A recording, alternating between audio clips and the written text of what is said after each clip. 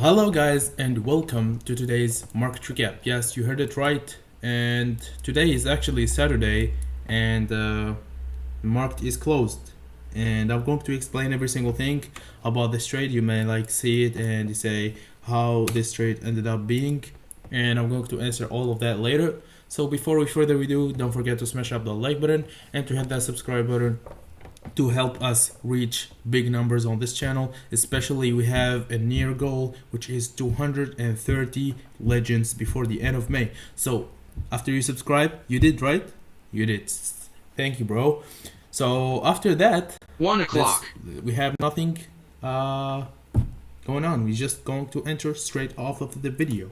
So the first thing that I wanted to see, and I already explained my bias in the trade identification bias before this video. You can look for it up later.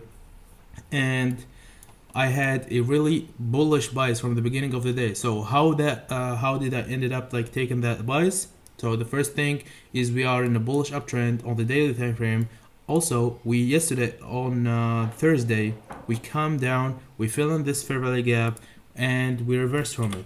And if we actually go into the 4-hour time frame, you can see also the 4-hour is bullish. We broke the structure on the 4-hour to the upside when we created this bullish 4-hour fair value gap. All right, this is a bullish 4-hour fair value gap, not a breaker. So price ended up going down. We took out some sort of 1-hour lows. Have these lows, we have these lows, we also have these lows that got taken out in the first place. Then what I wanted to see is price after sweeping out these London session lows, because at the start of New York session we come down, we swept out those London session lows and also these lows. And then what I currently waited for is a break of structure. So what that ended up happening, we saw this 15-minute bearish fair value gap got ran through. That means the price is now in a bullish structure. After that, I waited for retracement back into this equilibrium zone. It is this discounted zone of equilibrium. Then what I actually wanted to see is another breakout structure above these 15-minute highs. And as soon as we did that right here, I scaled out to the 5-minute. This is the most easiest setup and the most easiest thing ever. So hold on. As I told you, it's so easy, set and forget. This is it. After making a market structure shift on the 5-minute and the breakout structure again on the 15-minute, I waited for retracement back into some sort of breaker block or order block or anything. But then we come down, we filled up this 1-minute gap. There was no 5-minute type of confluences, but they're actually after the retracement back, we retraced back into this order block on the 5-minute. And after that, literally I was waiting. So after we inverse this 1-minute fair value gap right here, my bias is full and set and full. We have this 1-minute got inversed. After that, bringing the structure to the upside. Then I saw this fair value gap and I wanted to wait for it. So price did reverse into it, and then once it did break the structure to the upside, I jumped right away into the trade. So after that, where's my stop loss and my TP? Very easy. I went to see the 5-minute time frame. Hold on. The 5-minute time frame, I looked for the recent low, and this is it, below the equilibrium zone and below this low.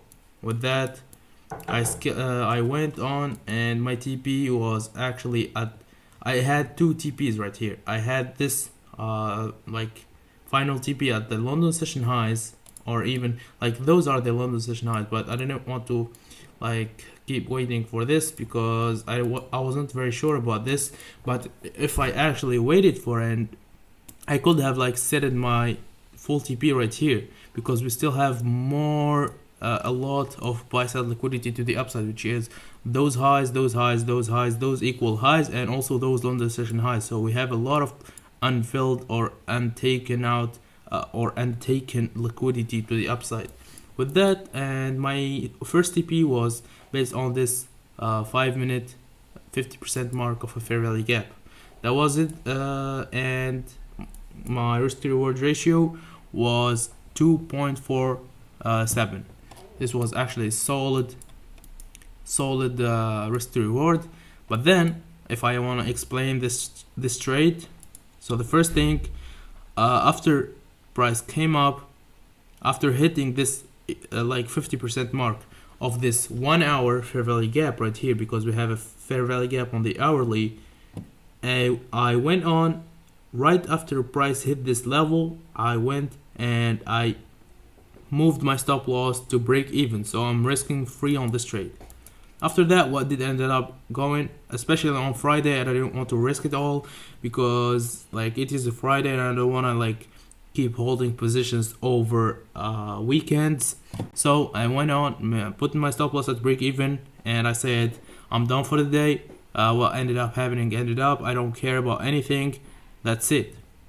Price came down. We stopped me out to break even. Then I kept consolidating for forever. Like I've been in this trade since like 4 p.m. till 7:30 p.m. And then price kept consolidating. It's right that the bias was right. I'm pretty sure that my bias is right. I'm pretty sure that whenever like the market open on Monday, I think price is going to continue moving higher. And if it's one like go to the downside, it will like sweep these lows and continue to move to the upside, because this was actually a news candles, because Trump just slapped up another 25% on the tariffs on the European Union, and also 25% on the iPhones or Apple's products from that is not created in the USA. So that's it. After Trump just posted that, price did ended up like dragging nuts to the downside, and I went on and because price in the first place was going to continue going to take out those liquidity, but then price ended up going lower. It swept out all of those lows, and then it should be now good to continue the move to the upside.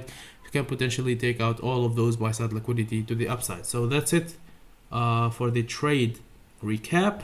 Let's go on now and explain USD GPY, because the trade identification bias I was speaking about USD GPY. No, I didn't took this trade. This was from the backtesting from yesterday. I backtested the whole week for 2 pairs. I've been putting a lot of work recently, but whatever. So actually on Friday on USD GPY, we did not like see anything, like genuinely anything.